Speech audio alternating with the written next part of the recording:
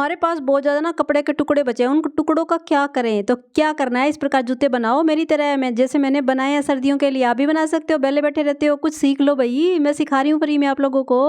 तो आप लोगों को बनाना आ जाएगा, अपने लिए बना सकते हो, किसी के लिए बना सकते हो। सबसे पहले क्या करना है, आपको पैरों की लंबाई का नाप लेना है, पीछे तक लेना है, सेंटर है ना एडी का सेंटर, वहाँ तक लेना है। मेरा 9.5 इंच आ रहा है। उसके बाद पैरों की जो चौड़ाई होती है ना, जहाँ से सबसे चौड़ा भाग होता है वहाँ पे राउंड में लेना है। तो मेरा यहाँ पे 8.25 इंच आ रहा है। तो आपको भी इसी प्रकार नाप लेना है, लंबाई का और राउंड का, चौड़ाई का, ठीक है ना। अब इसके बाद आपको कपड़ा लेना है। देखिए मेरे पास ये बचा हुआ कपड़ा पड़ा, आपके पास भी इस प्रकार कपड़े बचे होंगे। मेरा ये स्ट्रेचेबल कपड़ा है और मोटा कपड़ा है। तो मोटे कपड़े से बनाओगे ना तो ये जूता अच्छा बनेगा, ठीक है ना। मैंने इसमें कुछ भी यूज़ नहीं किया, खाली कपड़े का ही यूज़ किया है। 10.5 मैंने लंबाई रखी है, मेरी 9.5 थी ना, 1 इंच प्लस किया, 10.5 ले लिया है। चौड़ाई मेरी 8.25 थी तो मैंने 9.25 इंच लिया, इनके 1 इंच प्लस किया है।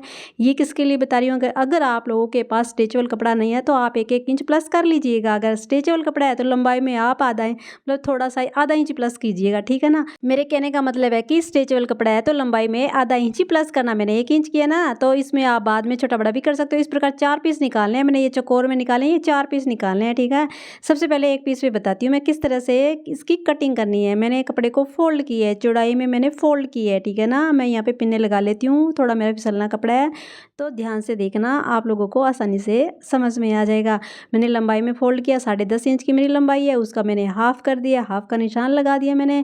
उसके बाद हाफ का जो मैंने निशान लगाया वहीं से 1 इंच ऊपर और निशान लगाना है। तो मैंने ये निशान लगा दिया 1 इंच ऊपर और नीचे भी लगा दिया। अब इसके बाद यहाँ पे आपको लाइन लगानी है, सीधा करना, और यहाँ पे आपको जैसे गले का राउंड का निशान लगाते हो ना, सेम तरीके से इसमें राउंड का निशान लगाना। तो यहाँ पे देखिए मेरा कैमरा ना जो फर्श को फोकस कर रहा है, कपड़े को फोकस नहीं कर रहा, इसके लिए सॉरी। तो मैंने यहाँ पे निशान लगा लिए, ब्लू कलर है ना इसलिए थोड़ा फोकस नहीं हो रहा। अब देखिए मैंने सेंटर का निशान लगा दिया। अब जहाँ पे एडी आएगी ना वहाँ पे 1 इंच का निशान लगाना है, तो क्योंकि यहाँ पे एडी आएगी, अंदर पैर जाएगा उसके अंदर। अब जो सेंटर जो मैंने निशान लगाया ना सेंटर का, वहाँ पे आपको आधा इंच का निशान और लगाना है, क्योंकि यहाँ पे शेप बनेगी। जैसे जूते में शोल के नीचे शेप होती है ना, सेम तरीके से यहाँ पे शेप बनने वाली है। और आगे जो पैर आएगा वहाँ पे 1.25 इंच 1.5 इंच का निशान लगा सकते हो। तो देखिए जब आप जूता बनाओगे ना, जब अब आपके थोड़ा सा लूज रह जाए, ढीला रह जाए, तो इसकी ना आप सिलाई और भी लगा सकते हो। जब आप इस जूते को बनाकर खुद देखोगे ना तो आपको खुद ब खुद पता चल जाएगा कि आपको फिट कहाँ से करना है, ठीक है ना। ऐसे तो नहीं पता चलेगा, जब सिलोगे ना तब पता चलेगा।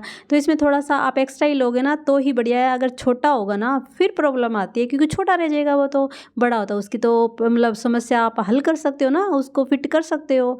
तो मैंने इसकी कटिंग कर दी है। कटिंग करने के बाद मैं 3 पीस और निकालूंगी।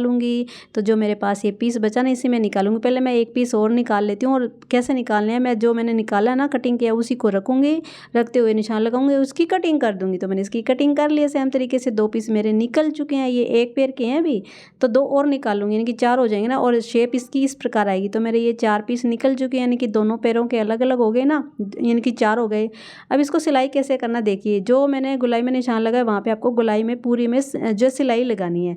तो मैंने यहाँ पे सिलाई लगा दी है। अब इसमें आपको नोचस लगाने पड़ेंगे, जैसे गले में लगाते हो ना नोचस, सेम तरीके से। अब क्या करना, आपको उल्टना है। उल्टने के बाद देखिए इस प्रकार ये हो जाएगा, है ना, दोनों तरफ ये सीधे हो गए ना। अब आपको सिलाई कैसे लगानी है वो देखिएगा।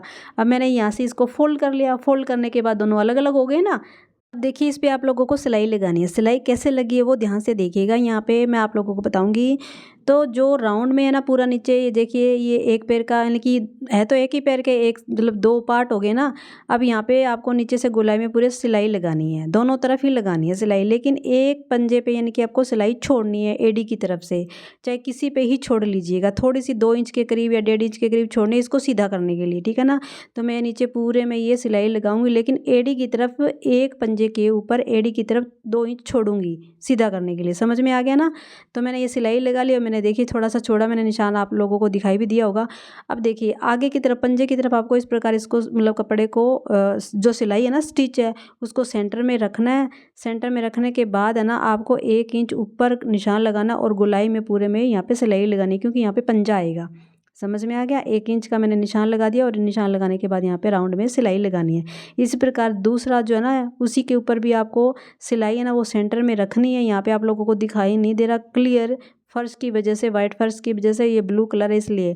तो राउंड में मैंने सिलाई लगा दी यहाँ पे, पूरे पे, दोनों पे ही, ठीक है ना। ये राउंड में सिलाई लग चुकी है, 1 इंच ऊपर तक मैंने ये निशान लगाया, ठीक है ना।